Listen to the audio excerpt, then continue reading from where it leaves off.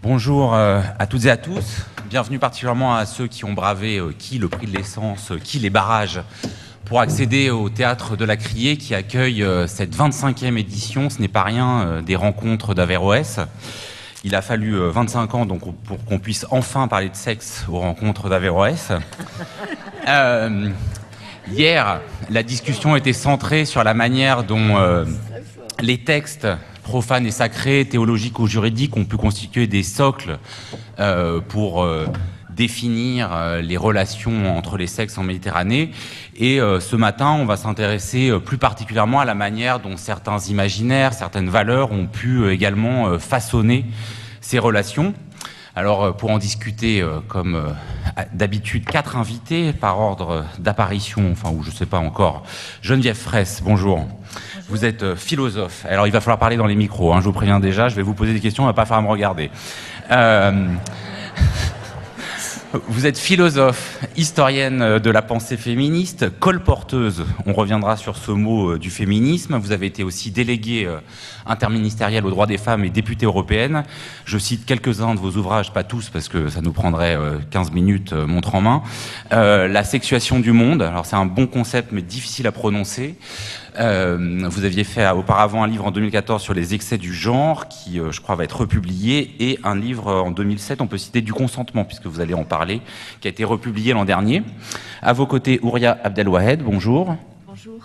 Vous êtes psychanalyste, traductrice, maître ou maîtresse de conférences, c'est selon, à l'université Paris Diderot. Votre dernier ouvrage paru au Seuil en 2016 était consacré aux femmes du prophète, et on peut citer auparavant l'ouvrage que vous aviez fait avec le poète Adonis sur violence et islam, ainsi qu'un livre régulièrement republié par les presses universitaires de France consacré aux figures du féminin en islam.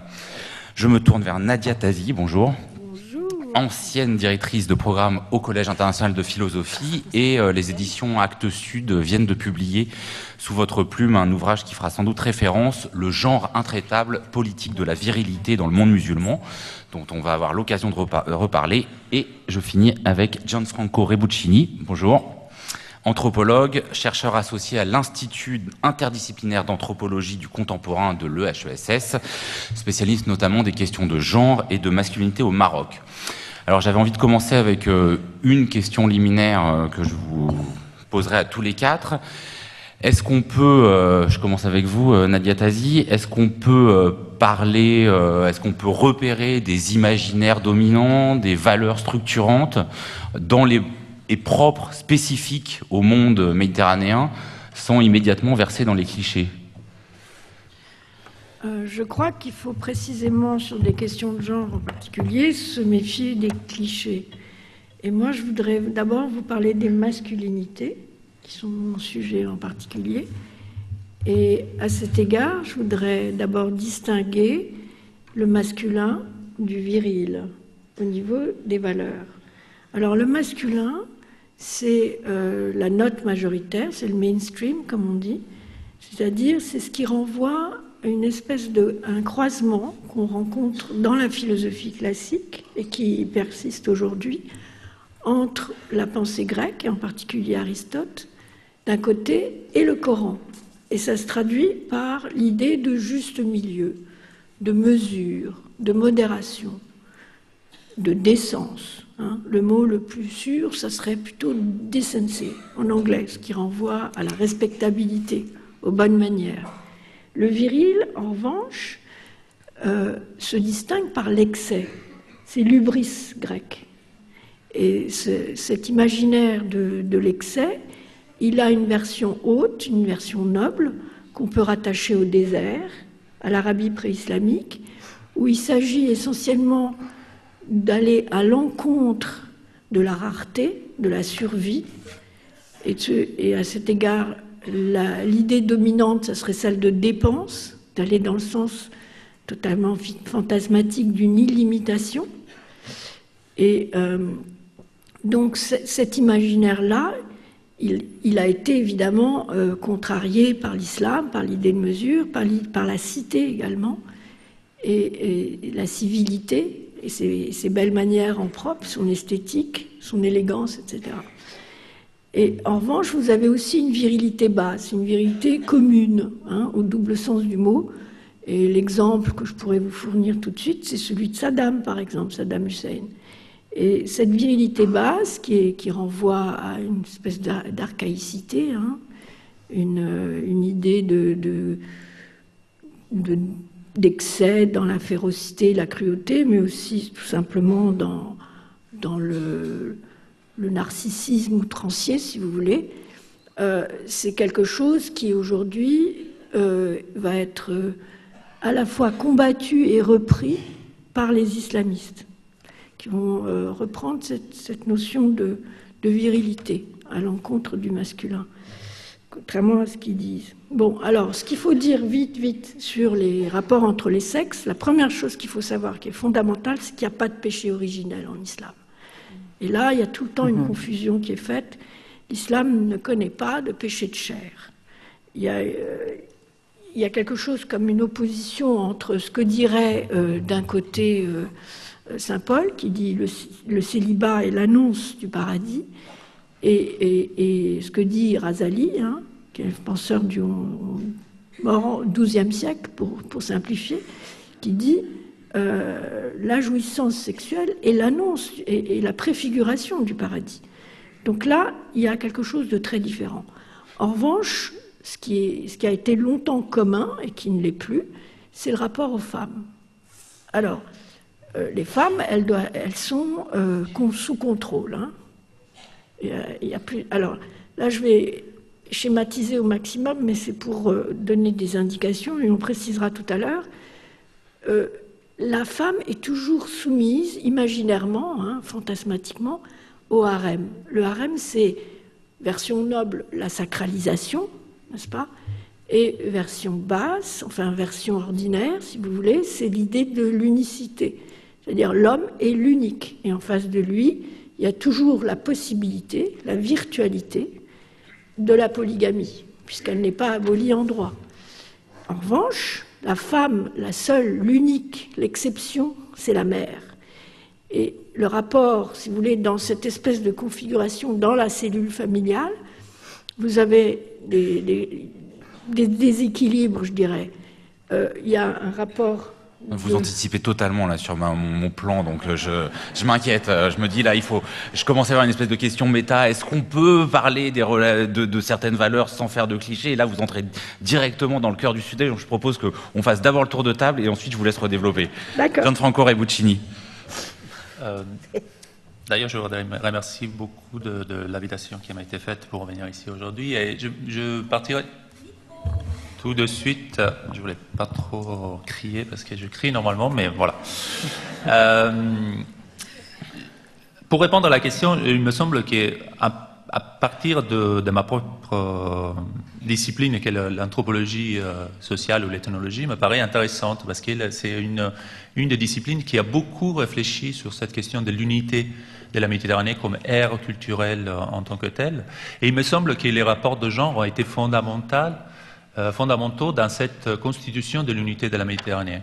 Dans le petit écrit que vous avez sur le programme, on fait par exemple mention des questions de l'honneur comme valeur universelle, comme soi-disant valeur universelle de la Méditerranée, mais il y a aussi la valeur de la pudeur des femmes, qui a été longtemps en anthropologie méditerranéiste, qui est plutôt une tradition anglo-saxonne, hein, pour le dire clairement. C'est beaucoup moins une tradition française qu'une tradition anglo-saxonne, même si en France aussi on a eu des réflexions sur cette question de l'unité méditerranéenne, une unité anthropologique. Et ce qui est intéressant, c'est que les questions de genre, les questions de rapport entre les sexes, a été toujours une question centrale dans la recherche de cette unité culturelle de la Méditerranée.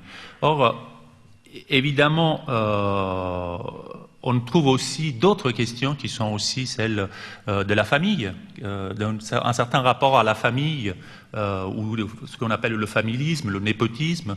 Toutes ces valeurs seraient donc universelles à l'ère de la Méditerranée.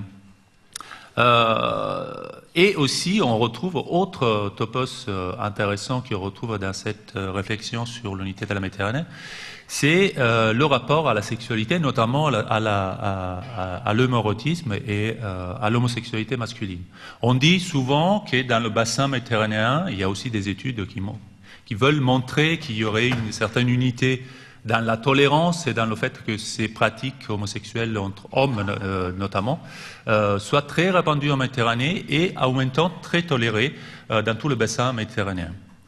Or, évidemment, cette unité de la Méditerranée comme aire culturelle a été un peu battue en brèche dans les années 70 et 80 parce qu'on s'est rendu compte au fait que c'était plus une question de qui regardait quoi par rapport à cette unité.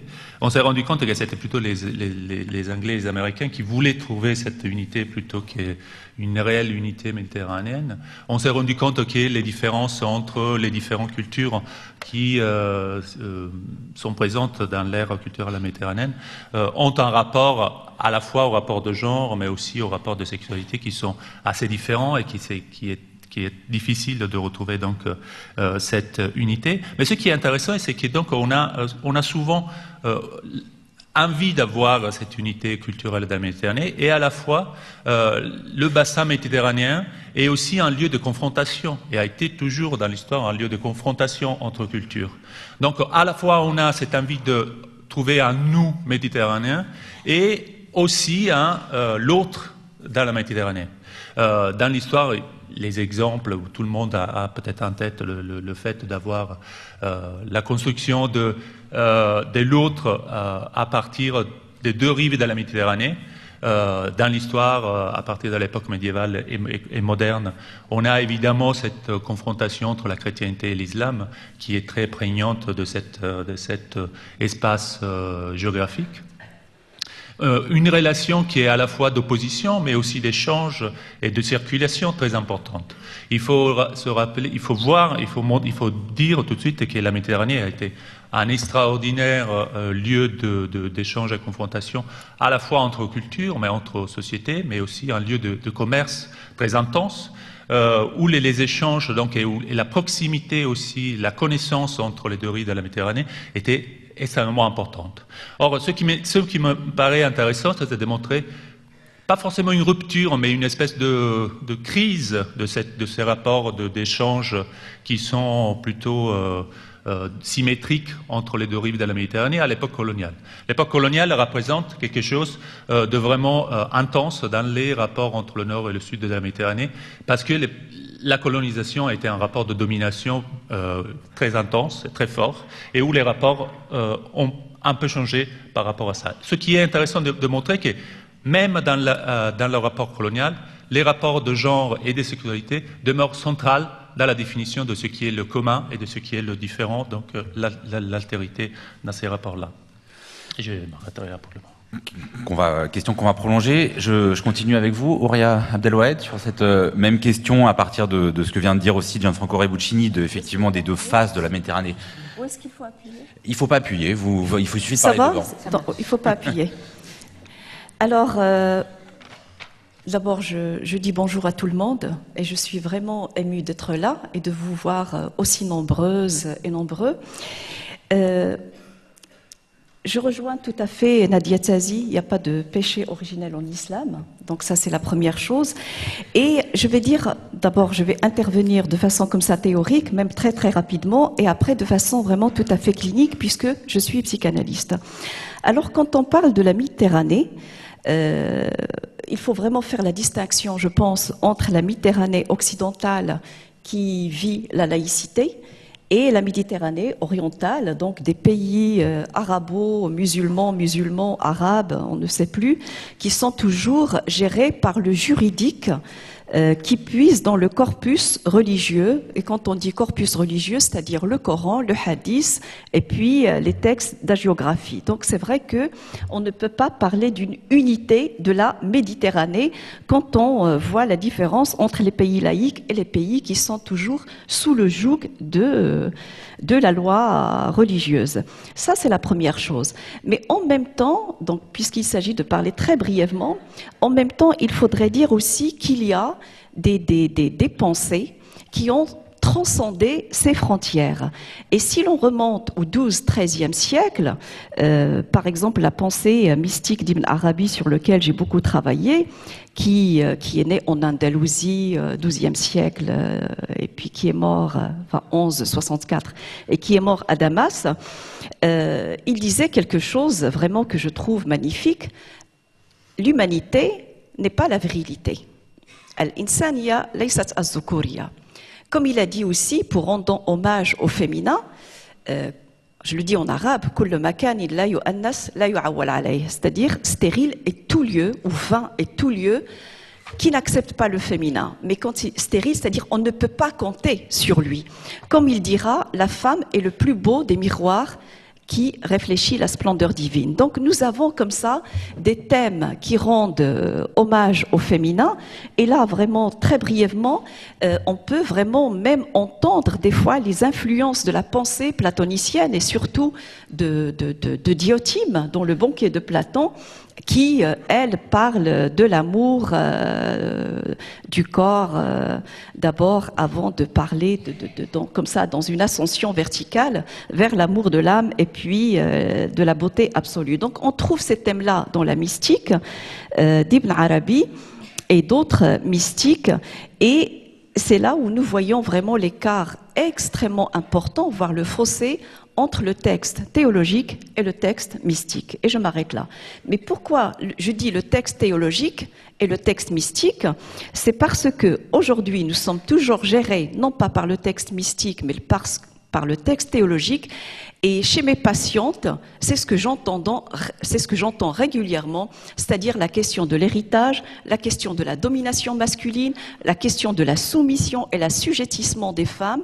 De plus en plus, les crimes d'honneur qui reviennent comme ça avec la montée de l'islamisation. Et donc, c'est vrai que, je dirais, il y a une Méditerranée qui souffre encore de la non-laïcité.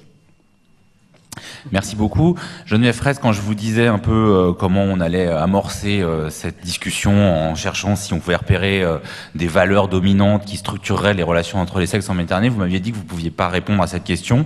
Donc voilà, je vous ai dit que je vous la poserai quand même.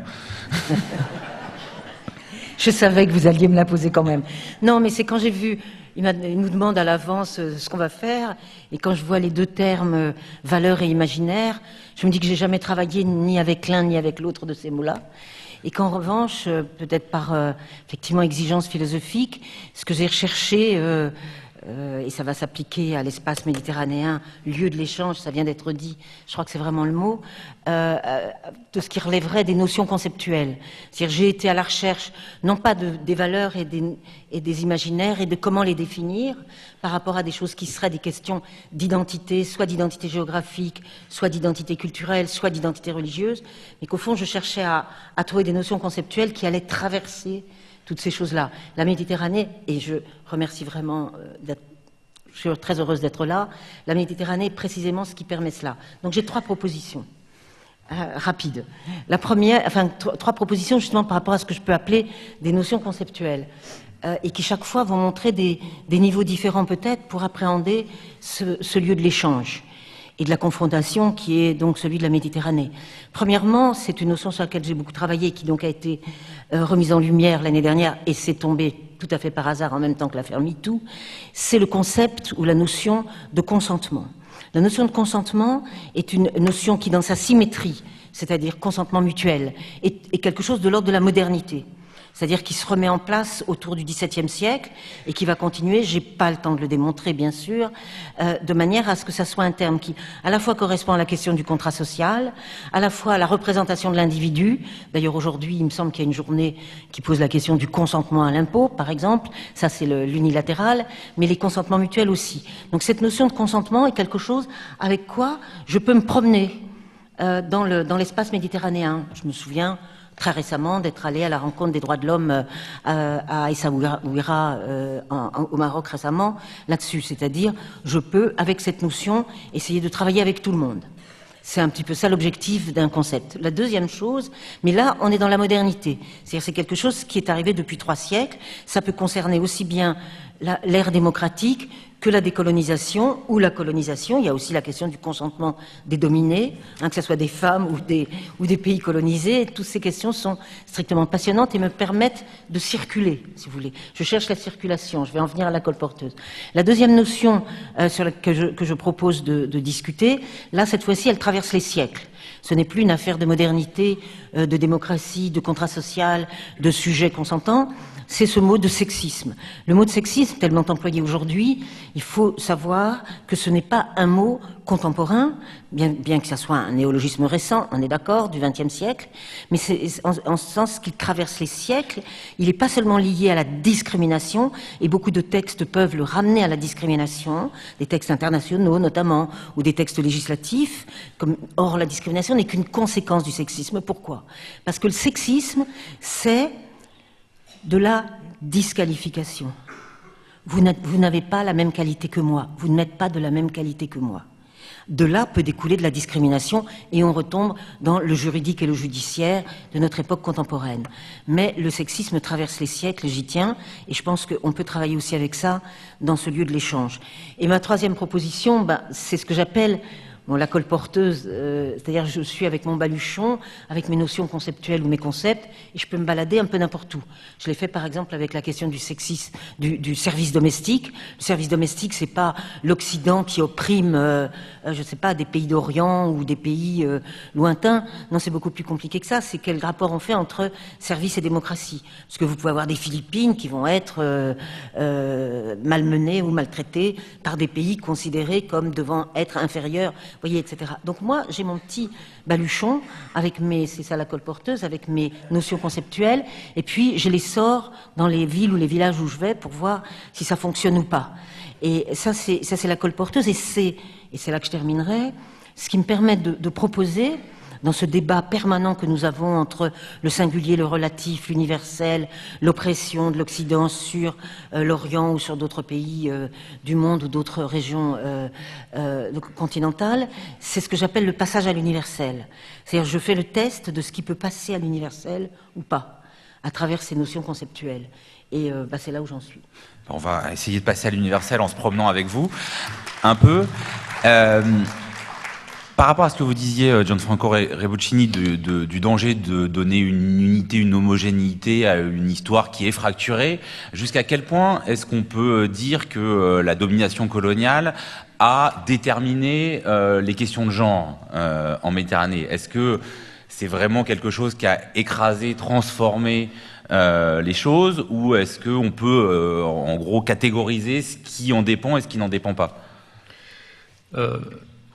Je pense qu'il faut d'abord dire que les questions de genre ont été toujours centrales dans ce jeu de miroir et des distinctions aussi entre, par exemple, la chrétienté et l'islam. Le rapport aux femmes, par exemple, a été toujours, et le rapport à la masculinité, a été toujours une question centrale dans ce jeu de distinction entre chrétiens et musulmans, par exemple. Comment on traite, par exemple, la question tout simple, tout bête de la séparation entre les sexes, de la ségrégation des sexes, a été quelque chose qui a toujours été regardé d'un côté de l'autre comme central dans on se renvoyait la balle, par exemple, dans la formation d'une construction d'une masculinité qui était plus ou moins valorisée. Du côté musulman, on regardait les Européens et leur rapport aux femmes, donc de cette relative mixité qu'il y avait dans la société chrétienne, comme quelque chose d'absolument absurde, et qu'on traitait les femmes de façon très de façon mauvaise, en fait, parce qu'on ne les respectait pas. Donc, il y avait cette vision de la part des pays musulmans du rapport aux femmes des chrétiens, qui était une vision tout à fait négative, parce qu'on considérait que les chrétiennes traitaient très mal leurs femmes, justement parce qu'on ne leur portait pas assez de respect, par exemple, quand le contact entre les hommes et les femmes était dommageable pour les femmes, et inversement, les chrétiens considéraient cette séparation des sexes qui existait dans le monde musulman comme quelque chose de très mauvais pour les femmes aussi. Donc on se renvoyait la balle et inversement, on considérait le fait, l'idée aussi d'avoir une masculinité, une virilité diminuée était aussi un thème central tout au long de l'histoire. Les musulmans regardaient les Européens comme faibles, justement pour ce rapport aux femmes, à la fois faibles et à la fois traitant mal leurs femmes, et inversement, les chrétiens regardaient les musulmans comme très faibles de leur côté, parce qu'il y avait cette idée de cette séparation des sexes qui amenait, par exemple, à une plus grande possibilité de sexualité entre hommes, qui était vue par les Européens comme quelque chose d'abominable. Il faut rappeler que dans la chrétienté, comme on disait, en islam, il n'y a pas de péché originel, donc il n'y a pas ce rapport à la sexualité qui est tout de suite pris dans des considérations de morale. Et le rapport aussi à la sexualité est aussi différent en islam. Il y a donc ce rapport à la sexualité à la fois à l'intérieur du mariage mais aussi à l'extérieur du mariage qui est tout à fait différent par rapport à la chrétienté. Nadia Tazi, juste, je vous donne la parole parce que dans votre ouvrage sur les politiques de la virilité dans le monde musulman, vous dites aussi que beaucoup se dédouanent d'un examen critique dans ce monde-là en faisant référence aux ravages de la colonisation, qu'ils soient post-coloniaux ou néocoloniaux. Oui, ça c'est surtout les islamistes qui jouent de cette idée. Mais moi je voudrais rebondir sur ce que dit mon voisin. Ce qui est hallucinant, c'est que pendant des siècles, enfin traditionnellement, depuis le Moyen-Âge, pendant des siècles, l'islam a été considéré comme lubrique, concupiscent, sodomite, enfin... Ce qu'on reprochait justement aux musulmans, c'était un excès de libido.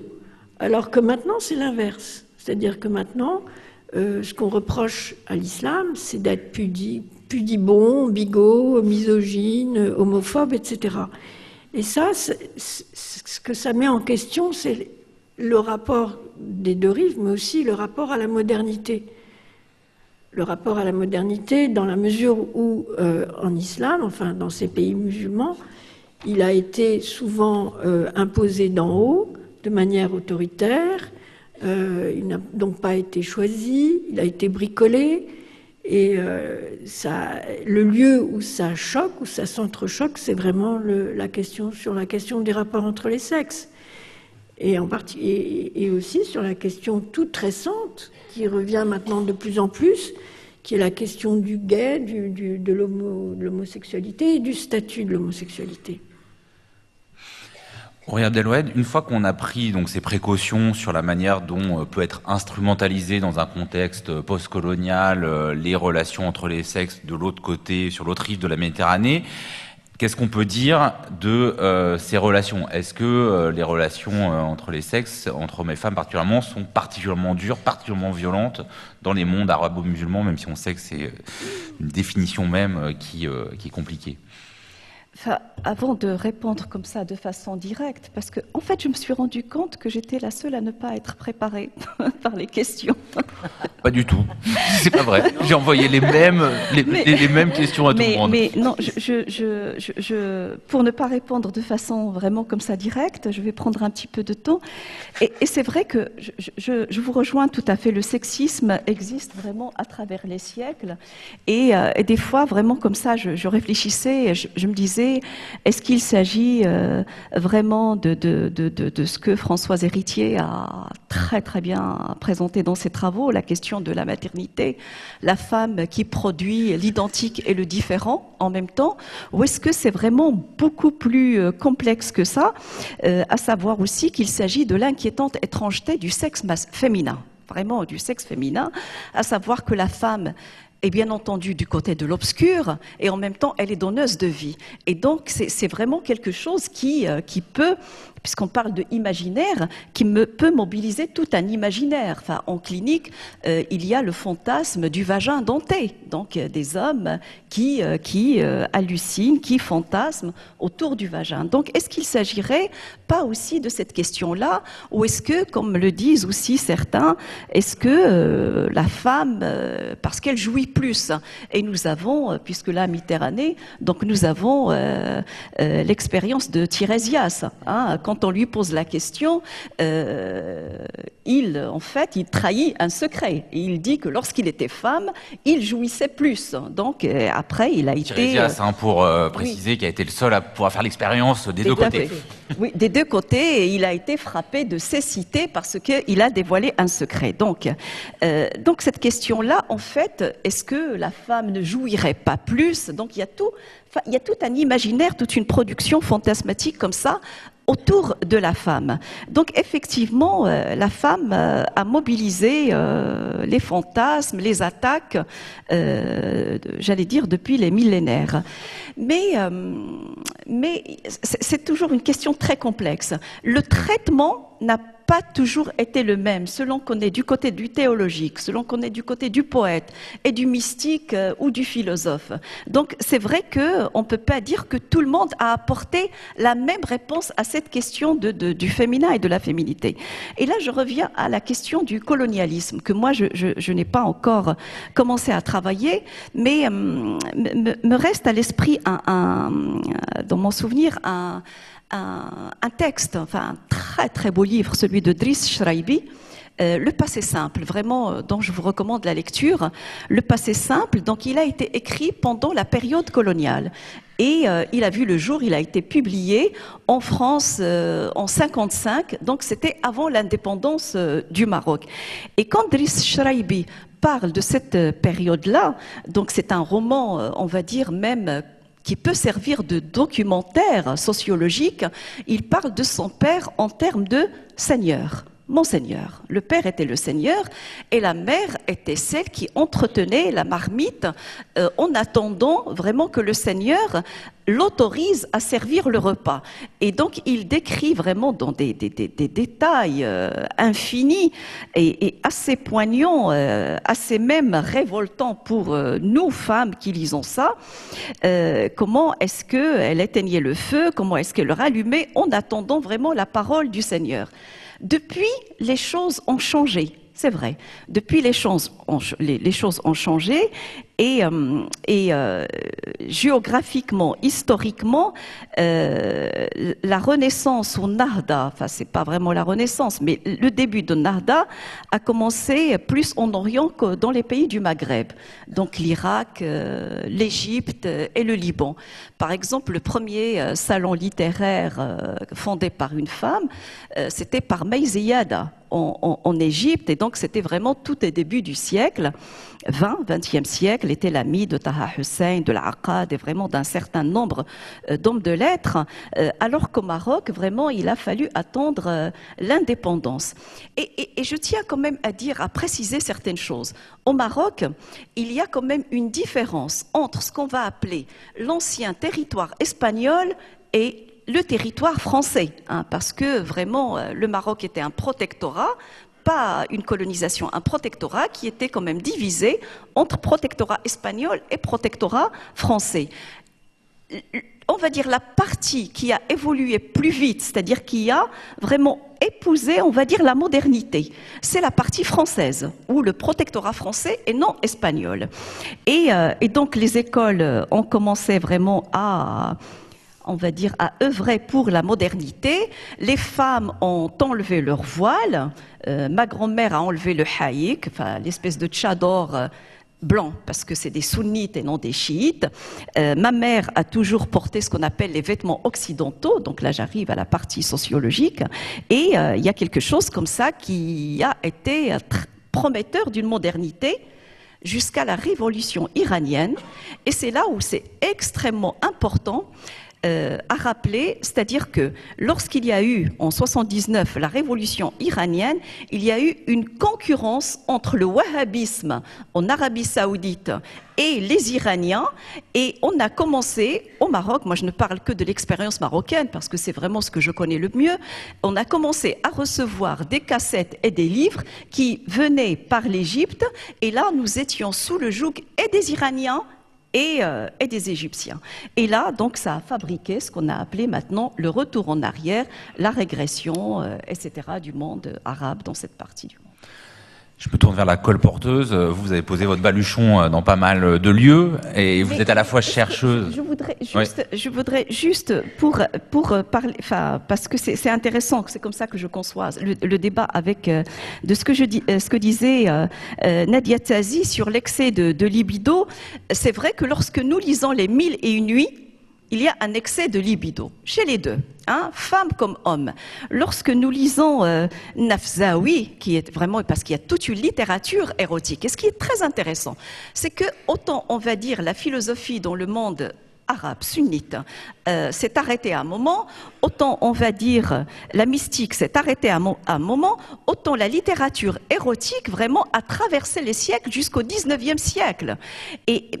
Et donc, dans les livres de Nafzaoui, on voit cet excès vraiment de libido, ou ce que j'ai appelé dans Figure du féminin, rendre une dignité à la chose sexuelle. On en parlait. Alors que dans les livres de théologie, l'excès est du côté du masculin.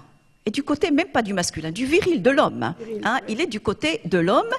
La femme, vraiment, on se demande ce qu'on lui a réservé. D'où l'imaginaire autour des 70 femmes ou 77 femmes au paradis, les houris du paradis, etc. Ça, c'est vraiment pour les hommes. Dans l'excès, on va dire dans le corpus arabo-musulman, l'excès de libido du côté masculin ou de côté viril, c'est dans les livres de théologie.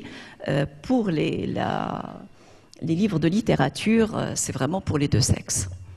Geneviève Fraisse. Oui, je voudrais revenir au début de ce deuxième tour de table. Quand on met cette question des sexes ou du genre, vous l'appelez comme vous voulez, au centre de quelque chose. Ça me paraît vraiment très intéressant et très important, dire que, au fond, pour deux raisons. D'une part, pour dire que les sexes font l'histoire. Donc, c'est pas seulement la question des imaginaires d'identité et d'identité culturelle qu'on opposerait, parce que j'ai un peu envie de résister à cette tendance, et plutôt pour voir ce que ça veut dire si on met cette question-là de manière centrale. C'est extrêmement polémique, en fait, de le faire, puisque ça veut dire que grâce à cette table ronde et à ce mélange qu'on fait j'ai l'impression que je représente toute seule à cette table la rive nord de la Méditerranée. Mais c'est bon, je vous aide. Oui, merci. Mais c'est pas très important, c'est pas très grave. Ce qui est intéressant, c'est si on se met ensemble, on est obligé de poser certaines questions, justement précisément, et d'insister, de donner de la couleur à ce que serait la place de cet échange sexuel dans l'histoire et dans l'écriture de l'histoire. Et c'est ce qui était déjà dit, évoqué dans les interventions précédentes et qui, moi, m'intéresse beaucoup. Parce que, pour plusieurs raisons. D'abord parce qu'on restitue le fait qu'il faut aussi écrire l'histoire avec la question des sexes, que aussi les sexes font l'histoire. Ça, c'est une chose pour laquelle on peut se battre. Ma génération, en tout cas, il y a dépensé beaucoup d'énergie et continue à le faire. Les femmes sont des actrices de l'histoire, mais les sexes écrivent l'histoire. La question des sexes fait partie de l'écriture de l'histoire. C'est facile de le dire, comme je le dis aujourd'hui. C'est plus difficile de le mettre en pratique dans nos recherches ou dans nos réflexions. Et pour une deuxième raison, je dis cela, parce que, au fond, et on est en train de le vivre là dans notre discussion, la question des sexes, c'est un lieu d'échange politique. C'est un lieu d'échange politique, et c'est là-dessus aussi que j'aimerais peut-être que la colporteuse donne son morceau de baluchon. On l'a vu, si je prends une histoire que tout le monde a vue entre l'affaire de Cologne et la réponse de Kamel Daoud, et comment c'est pas la question de savoir s'il y a ou non sexe dans l'islam, ou si les hommes se portent mal aujourd'hui, etc. Toute chose qui peut développer. Non, ce qui est intéressant, c'est qu'il pointait le fait que ça écrit l'histoire. Alors ça, c'est sur la question de la sexualité, mais je voudrais vous proposer aussi un étage de plus, c'est-à-dire que si on met cette question d'échange des sexes comme... parce qu'on peut le faire aussi par rapport à la colonisation, comment on a utilisé les vocables féminins pour caractériser le colonisé, etc. Il y a beaucoup de choses, beaucoup de fils à tirer qui sont tout à fait passionnants, de mon point de vue, parce que ça montre que les sexes, c'est pas quelque chose d'atemporel, c'est quelque chose d'historique, et que ça fait histoire. Et on va pouvoir le démontrer de mille et une façons. Et sur la question donc on peut le prendre du point de vue des sexualités, comme je rappelais l'affaire Cologne-Daoud, mais aussi du point de vue de la guerre. Sur comment c'est une question qui est énormément débattue, aussi bien sur les guerres de ce côté-ci de la rive de la Méditerranée que la façon dont les femmes, par exemple, algériennes, ont été impliquées dans la guerre d'indépendance, puis il leur est arrivé des choses pas très différentes de ce qui s'est passé pour les résistantes ou des femmes des pays du nord de la Méditerranée. Donc toute cette dimension comme ça de repérer, et pas seulement la victime, c'est-à-dire les viols de guerre, ça aussi on peut en parler, mais non pas comme, ça a été dit jusqu'au milieu des années 90, comme une conséquence inévitable de la guerre, mais comme arme de guerre, comme organisation de la guerre. Là je renvoie notamment par exemple au livre d'une femme à Berlin qui raconte comment les Russes arrivent à Berlin à la libération et ce qui s'y passe. Mais vous voyez, c'est juste une sorte... là je grimpe les marches de l'escalier avec mon baluchon, pour proposer que cette question, finalement, elle est le lieu même dont on peut parler ensemble pour restituer à cette question, non pas son côté seulement culturel, mais bien historique et politique. Alors je vous arrête à l'étage et on reprendra l'escalier après. Pour me tourner vers Nadia Tazi, parce que dans votre ouvrage sur les politiques de la virilité dans le monde musulman, puisqu'on est sur les questions de guerre, de politique, vous ouvrez déjà ce livre sur la figure de Saddam Hussein et vous dites il faut entendre cette virilité comme un instituant politique. Qu'est-ce que ça signifie? C'est pas simplement un trait psychologique. Non, c'est-à-dire que c'est un concept que j'oppose, c'est pas moi d'ailleurs, je sais plus, à constituant. L'instituant, c'est les mœurs, c'est la langue, c'est ce qu'il y a c'est ce qui est vécu au quotidien. Le constituant, c'est ce qui est inscrit dans la loi. Et il y a toujours un écart entre les deux, soit dans un sens, soit dans l'autre.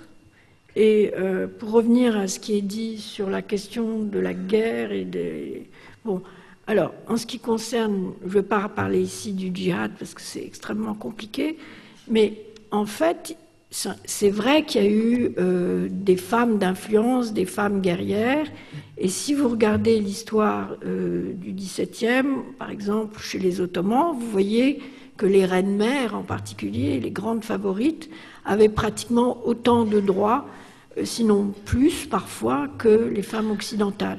Mais en revanche, en termes de loi, c'était pas le cas. C'est-à-dire, on est toujours en deçà de la loi. Et il y a toujours cette espèce de jeu de permanent, de balancement d'un côté ou d'un autre, qui fait que, en général, on s'accorde sur le conservatisme, le consensus. Et ce qui fait débat aujourd'hui, c'est évidemment l'islamisme, qui va à l'encontre de ça et qui va dans le sens de la radicalisation. Oui, mais alors ça, justement, vous dites aussi quand même, parce que on a bien vu que les relations entre les sexes, elles étaient surdéterminées en partie par toute cette histoire, notamment coloniale, même si elle n'est pas seulement coloniale. Elle est surdéterminée aujourd'hui, elle est brouillée en partie par voilà, le djihadisme, l'islamisme radical, qui a à la fois exposé les relations entre les sexes de manière très forte, mais peut-être de manière aussi aveuglante. Et vous, Nadia Tazi, dans votre livre, vous dites qu'au fond, ce serait cette religion plutôt le voile du viril qu'autre chose. Que ça, au fond, ça exprime plus un regain de virilisme qu'un regain de foi. Oui, c'est tout à fait exact. Voulez dire par là ? Dans la mesure où il y a un problème pour l'homme ordinaire, je dirais, que d'un côté, il est battu en brèche par la modernisation, qui implique quand même de la liberté et de l'égalité, enfin, au niveau politique, et d'un autre côté, il se trouve en opposition avec son gouvernement, avec les dictatures ou les despotismes. Donc il est pris entre les deux. Et du coup, il est contraint de du coup, ça amène les islamistes à proposer une revalorisation du viril. Mais c'est pareil, parce que les islamismes aussi, les régimes islamistes, si on considère le wahhabisme et les mollahs, sont aussi des régimes autoritaires. Donc, d'un côté, ils vont rehausser le patriarcat, c'est ce qu'ils font en général, enfin, en tout cas, du côté des mollahs. Chez les wahhabites, ça n'a pratiquement jamais changé. Et d'un autre, eh bien, il n'y a pas de citoyenneté, si vous voulez. Gianfranco Rivuccini, vous avez travaillé justement sur les masculinités, en particulier au Maroc. Comment et depuis quand la féminisation des hommes est un repoussoir, on a la fois religieux, social, politique? Alors, pour répondre à ces questions, il me semble que la question de la masculinité est centrale dans cette histoire coloniale, qui n'est pas seulement l'histoire de la colonisation, mais c'est une histoire plus longue, parce qu'il y a des racines plus longues, plus anciennes, mais c'est aussi une histoire contemporaine. Et l'histoire coloniale, pour moi, n'est pas seulement une histoire de la rive sud de la Méditerranée, mais une histoire des deux rives de la Méditerranée. C'est un rapport colonial, donc il y a justement l'idée de rapport. Et ce qui est intéressant, c'est cette question à la fois la question de genre, comme je disais tout à l'heure, la masculinité est centrale dans ce rapport, parce que la colonisation est aussi un rapport de guerre, un rapport, on le rappelait maintenant sur la question de la guerre, un rapport de domination guerrière d'un côté sur l'autre. Donc cette question de la virilité des hommes dans ce rapport à la guerre est une question centrale. C'est la question de la féminisation de l'autre, la construction de l'autre à travers la féminisation. On l'a rappelé tout à l'heure dans la diathèse sur le fait qu'on voyait dans l'islam le côté efféminé avec un excès de sexualité, à la fois homosexuelle, mais aussi de sexualité débridée par rapport à l'hétérosexualité. Ce qui est intéressant, c'est qu'à la période coloniale, ces questions demeurent des questions centrales. Hier, dans la Table ronde, on disait que, par exemple, dans les pays arabes, dans les pays musulmans, la seule chose qui a été laissée en dehors des réformes du droit, donc le droit qui n'était pas réformé dans les pays colonisés, notamment des pays musulmans, le seul côté qui n'était pas tombé sur la loi civile était le droit de la famille. Le droit de la famille qui gère les rapports entre les hommes et les femmes.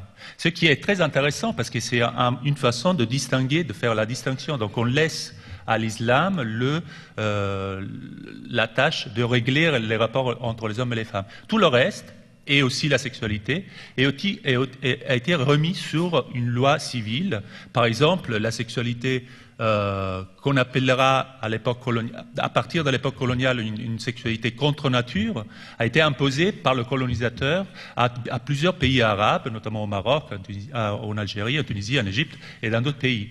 Et donc l'homosexualité est punie par la loi civile à partir de la colonisation. Et ça, ce n'est pas un hasard, parce qu'au fait, c'est au même moment où on commençait à punir de façon beaucoup plus importante la sexualité homosexuelle, aussi en Europe.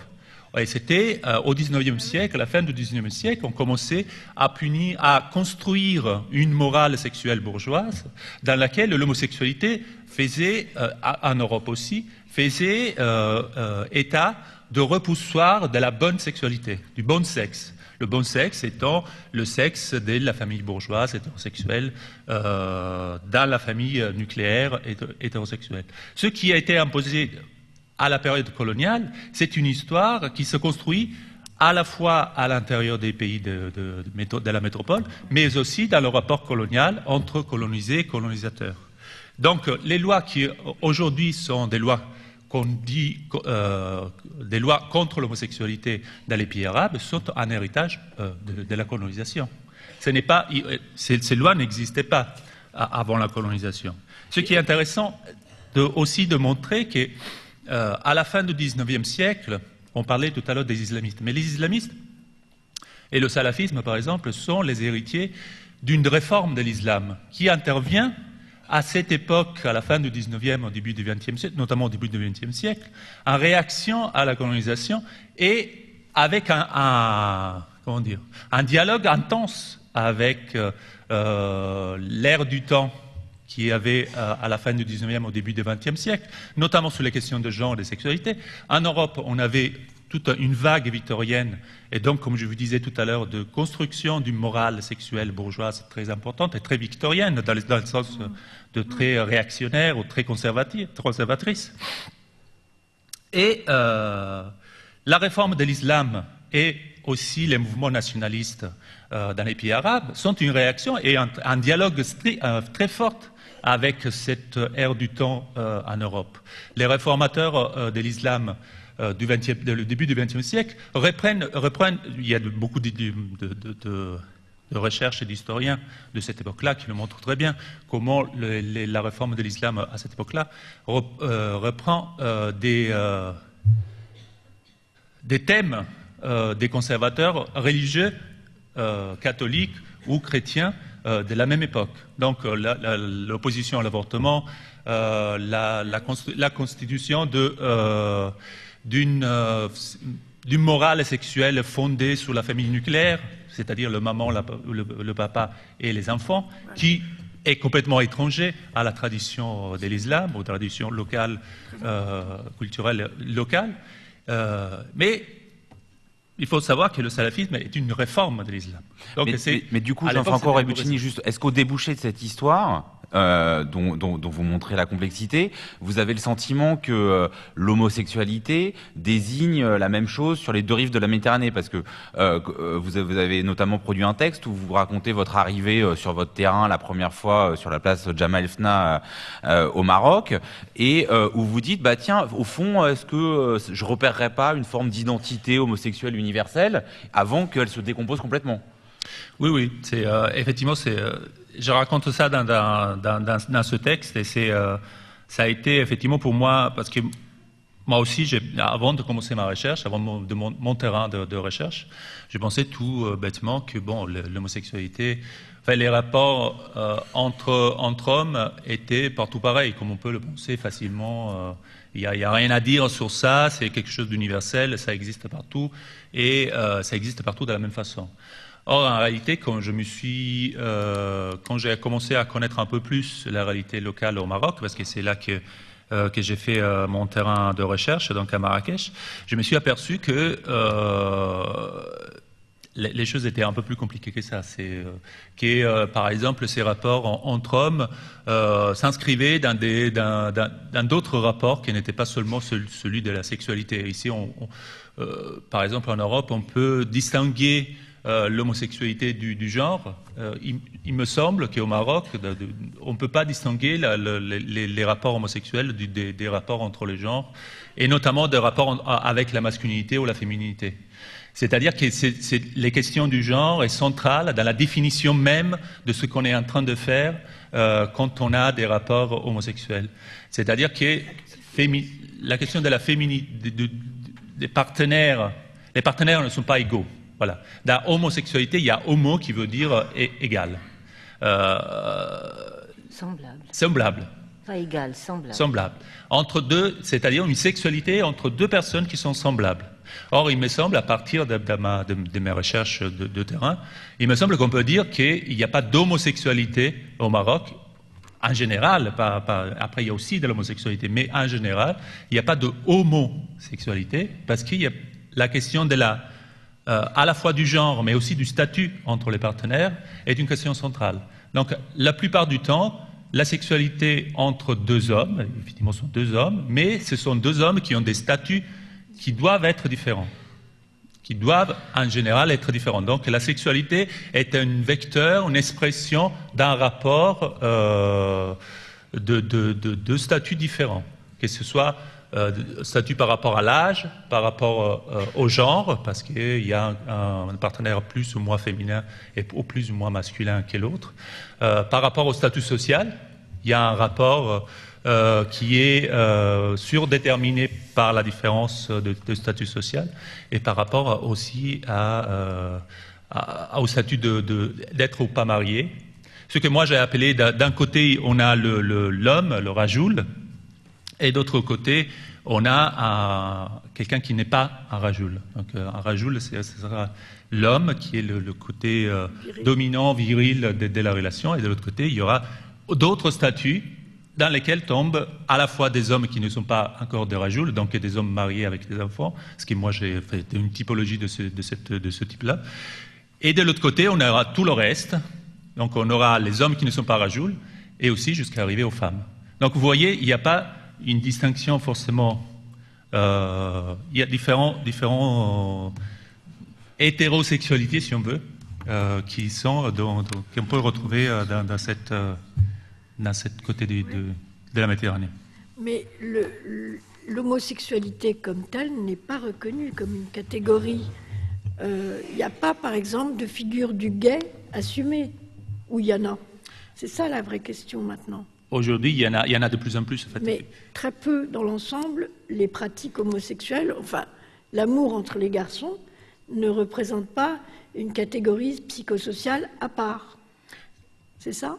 De mes travaux, il en ressort qu'il y a deux choses. Il y a ça dont vous parlez, c'est-à-dire qu'il y a pour toute une partie de la population la question de la distinction entre homosexualité et hétérosexualité, comme on peut la connaître ici, ne fait pas de sens, c'est-à-dire qu'on ne l'utilise pas, cette distinction-là.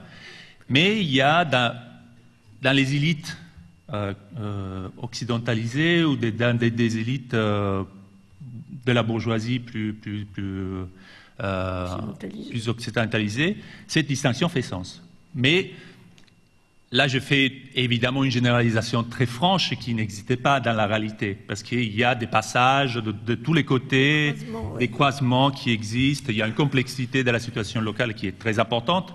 Là, je fais vraiment une distinction très nette, mais c'est juste pour comprendre. Mais je crois que dans les contradictions que rencontre le genre en général, et en particulier les hommes qui sont en but au fait que d'un côté on les invite à la chair, au désir, et d'un autre côté les femmes sont voilées, il y a toujours systématiquement cette idée de l'implicite. C'est-à-dire que dans ces sociétés-là, pour préserver la communauté, qui est première, on protège ces pratiques. C'est-à-dire que tout est pratiquement possible dès l'instant où c'est caché, voilé, non assumé comme tel. Et ça, c'est ancien. C'est pas de l'ordre uniquement de ce qu'on pourrait appeler de l'hypocrisie, c'est-à-dire c'est pas uniquement une catégorie morale, c'est structural. Oui, sur cette question, moi je ne dirais pas qu'il y ait un silence, parce qu'on parle beaucoup de ces choses-là. Ce qui est étonnant, c'est qu'effectivement, on a le souci de... Non, je pense qu'il y a une différence entre en parler de façon publique et dans les médias, ou dans l'espace, dans l'arène publique, et il y a une façon d'en parler dans l'espace plus privé. Donc, de ces choses-là, on en parle beaucoup, en fait.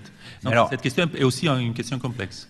Par rapport, je me tourne vers ce côté de la table, par rapport à ce qu'on commence à amorcer de la dimension politique des relations entre les sexes, est-ce que, et par rapport à ce que disait aussi Nadia Tazi sur dans quelle mesure l'islamisme peut être un regain de virilisme dans des pays dictatoriaux où la citoyenneté est déniée, est-ce que on peut dire que l'importance donnée à la réputation, alors que ce soit sur la virginité des femmes ou la virilité des hommes, est-ce qu'on peut dire qu'elle est particulièrement forte dans des sociétés où les droits politiques et sociaux sont violentés et où du coup le souci de reconnaissance est peut-être déplacé sur des sphères davantage familiales ou intimes?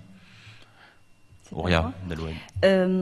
Alors je voudrais d'abord revenir, parce que c'est une discussion, je reviens sur la question de l'identité, l'imaginaire d'une identité. Et moi, ce terme de identité me fait penser vraiment à ce que nous connaissons en psychanalyse, à savoir que l'identité est une construction. Donc elle n'est jamais fixe. Elle se construit, elle se transforme au fur et à mesure. Et comme l'origine aussi, c'est une construction. Comme le regard, c'est une construction. Et donc ce terme, enfin c'est ce petit vers de Rilke qui dit nous naissons quelque part et nous construisons en nous petit à petit notre origine. Donc on peut vraiment dire la même chose que de l'identité. La question donc sur laquelle nous insistons aujourd'hui, c'est comment est-ce que le sexe, qui est vraiment, on va dire, qui appartient à ce que nous appelons les identifications secondaires, comment est-ce que ça devient, dans la parole des fuqaha, mais les théologiens, comment ça devient une identité fixe. Et là, vraiment, il y a déjà un malaise. Et parce que là, je rebondis, enfin, j'associe, je vais vraiment procéder comme dans une séance, c'est-à-dire à association libre. C'est là où nous voyons à quel point aussi la question alors de la colonisation, de la langue, etc. Alors, la colonisation a aidé à la fabrique des intellectuels. Nous avons eu des écoles, des universités, etc. Mais pour parler de l'expérience marocaine ou maghrébine, les intellectuels sont d'abord des francophones. Et donc la langue n'a pas suivi. Alors, parce que les écrivains écrivent en français, parlent en français, etc. Et il y a quelque chose qui est resté extrêmement archaïque. Parce que, parlons par exemple effectivement, comment on écrit l'histoire, les sexes est une manière d'écrire l'histoire. Moi, ça m'a fait penser à la question de la langue. Par exemple, le mot vierge, en arabe, n'a pas son répondant masculin. La fille naît vierge et un jour, elle perd sa virginité, comme on dit, hein, c'est une perte, alors que l'homme, il n'est pas vierge, jamais. C'est-à-dire, c'est une façon de dire qu'il n'y a pas de traversée historique pour le garçon. Il naît homme, il ne le devient pas. Donc là, quand même, c'est quelque chose qui est extrêmement important. Quand j'ai écrit Figure du féminin en islam, c'était pas vraiment, j'allais dire, mes spéculations, c'était des rencontres avec des patientes. Et une patiente me dit un jour, à quoi est-ce que sert une femme? Non, quelle est l'importance d'une femme mutallaqa? Mutallaqa, donc c'est un terme qui veut dire divorcée. Divorcé en français, on l'écrit avec E, accent pour l'homme, on ajoute un E pour la femme, alors que mutallaqa, en arabe, c'est autre chose. Ça s'appelle ism maf'oul, c'est-à-dire elle subit l'action. Elle subit la répudiation, elle n'est pas divorcée, elle est répudiée, même si c'est elle qui demande le divorce. Même si c'est elle qui réclame son divorce, il faut que l'homme dise « elle est mutallaqa ». Mais alors, c'est très très important les termes, c'est des signifiants qui sont extrêmement importants. Que signifie mutallaqa? Alors, lorsque nous voyons dans l'Lisan al-Arab, notre encyclopédie étymologique, donc de la langue arabe, c'est comme le littré, donc le trésor de la langue française, donc l'équivalent en arabe, mutallaqa, c'est la chamelle qui n'a plus de corde et qui va vraiment brouter à sa guise. Donc, c'est vraiment, vous voyez le pulsionnel oral. Donc, c'est une femme qui n'a pas de surmoi, qui dévore tout sur son passage. Et je me dis maintenant, enfin j'étais au Maroc pour les nuits des philosophes et j'ai vraiment dit à mes compatriotes et mes amis et collègues juristes, il faudrait vraiment œuvrer à moderniser la langue parce que nous trouvons en fait des intellectuels, etc., mais avec un langage extrêmement archaïque qui n'a pas évolué. Et la question de la langue, moi je la trouve poignante. Alors j'arrive avec Tim, c'est vrai qu'on voit très bien, Geneviève, vraiment j'aime beaucoup ce que vous faites, mais on voit bien vraiment la pensée de quelqu'un qui a toujours été dans des pays laïques, méditerranéens, mais laïques, et vraiment ce qu'on est en train d'endurer. Avec effectivement la montée de l'islamisation et ce que vous dites, le fait de vivre aussi dans des pays de dictature des pays de dictature aussi bien militaires que religieuses. Et on se demande des fois lequel est le mieux. Hein. C'est une catastrophe pour nous. Comme en Algérie, le militaire est religieux en même temps. Au Maroc, on n'a pas ça, mais quand même, c'est une dictature. Et donc, le pouvoir, je dirais, a toujours été viril. Le pouvoir est du côté du phallique. Et c'est là où je reviens à la question du sexisme. Si vous lisez même Freud, même Lacan, c'est extrêmement phallique. Oui, Freud a parlé vraiment, lui qui a bouleversé la pensée psychanalytique, il s'est arrêté, on va dire, aux portes du féminin. Et à un moment donné, il a dit, si vous voulez savoir plus sur la femme, demandez aux poètes. Il avait raison, il faut demander aux poètes, pas aux psychanalystes. Mais... Et je termine parce que c'est vrai que je me dis comme ça, que avant, mais vraiment avant, c'est pas une nostalgie vraiment vers un passé paradisiaque, loin de là, mais c'est vraiment on va dire une approche que je commence à faire vraiment de l'histoire. Par exemple, pour l'homosexualité, nous lisons dans des textes comme ça sur la société de Bagdad. Donc le règne des Abbassides, c'était les Abbassides. Celui qui a révolutionné la poésie arabe, Abu Nawas, il chantait l'amour du vin et des éphèbes.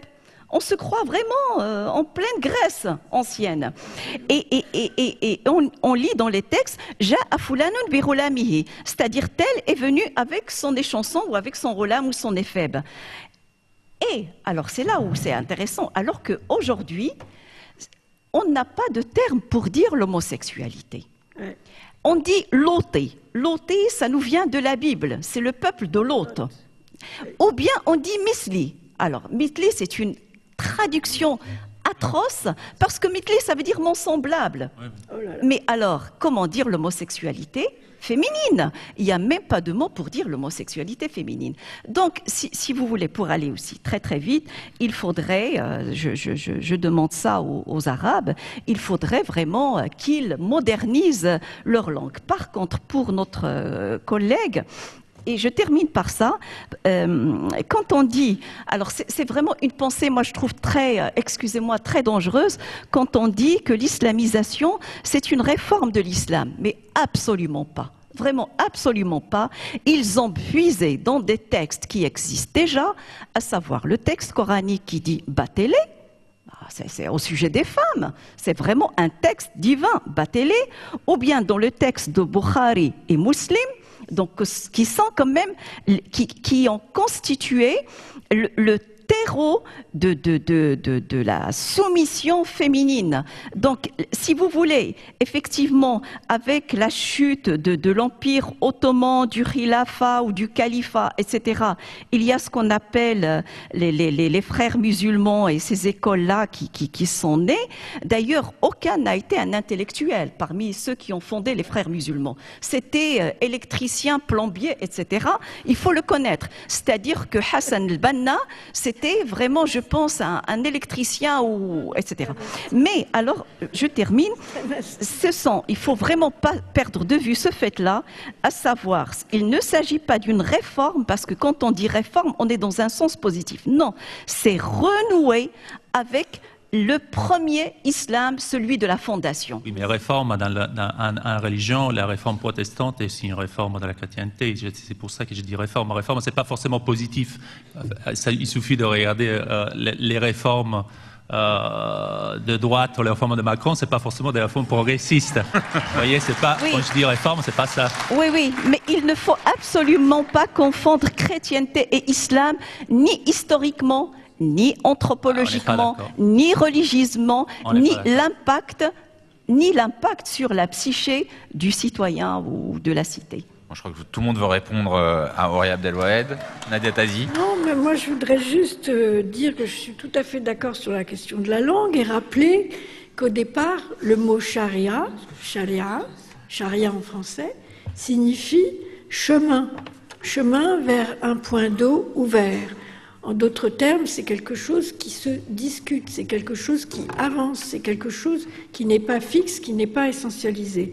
Sur la question maintenant de la virginité, Il se trouve que quand vous lisez ce texte qui est actuellement très suivi par les islamistes, mais qui est un texte de Razali, XIIe siècle, vous voyez que la virginité n'est absolument pas un tabou, que la question de la virginité est beaucoup plus souple, beaucoup plus ouverte, et que la femme ne doit pas forcément arriver vierge au mariage, mais qu'évidemment c'est préférable pour les raisons qu'il donne, à savoir que la femme préfère, le premier amour est toujours pour la femme le plus beau. Voilà. On va bientôt ouvrir la discussion à la salle. Geneviève, vous êtes venue avec un livre de Choderlos de Laclos, de l'éducation des femmes. Pourquoi? Non, mais je voudrais juste dire que je crois que je suis... je fais partie de l'auditoire, même bien que je sois à la tribune, puisqu'il est question... J'avais pas du tout compris qu'on allait parler de l'identité de l'islam, qu'on allait parler uniquement de l'islam et des pays arabes. J'ai cru que c'était quelque chose qui comportait, dans ce fameux passage à l'universel, quelque chose où on serait confronté des possibilités de... C'est pour ça que vous êtes à la tribune, pour justement nous aider à faire ça. Non, parce que il n'y a pas de place pour ça, puisqu'on ne parle que d'identité, de genre et de sexualité. Or, précisément, j'ai proposé dès le début que ça ne soit pas seulement la question de la sexualité et de l'imaginaire, des positions viriles, féminines, etc., qui soient en jeu. Moi, je m'instruis beaucoup, mais j'ai rien à faire dans cette discussion parce que je suis, ignorante, que j'ai fait des choix conceptuels qui ont essayé de prendre les choses autrement que par les questions d'imaginaire et d'identité. Donc, modestement, je pense qu'effectivement, je vous propose du mal à me donner la parole, parce que précisément, vous voulez bien que je parle d'un truc qui n'a rien à voir avec le sujet. Pourquoi vous avez pris dans votre baluchon de l'éducation des femmes, Non, mais la question d'abord qu'il faut entendre, c'est qu'on peut parler que l'enjeu que moi j'avais vu dans cette table ronde, c'est pas du tout celui-là. Et que c'est ça qui m'intéressait, je dois le dire.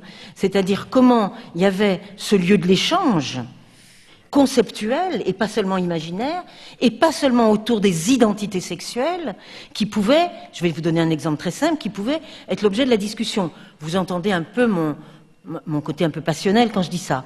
Mais je m'instruis beaucoup, mais j'ai rien à dire. Sauf une chose qui pourrait correspondre à ce pourquoi je croyais qu'on allait discuter, c'est par exemple la notion d'héritage, qui est passionnante pour ce qui est du tour de la Méditerranée. Pourquoi ? Parce que la question de l'héritage et de l'égalité dans l'héritage a été un très gros enjeu au lendemain de la Révolution française, et parce que c'est aujourd'hui un très gros enjeu, notamment en Tunisie, mais pas seulement.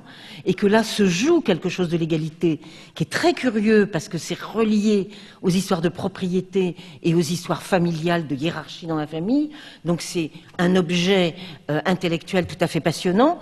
Et par exemple, le passage à l'universel, je le vois moi, dans ce type de discussion qu'on peut avoir, mais ça n'a pas nécessairement à voir avec des histoires de sexualité.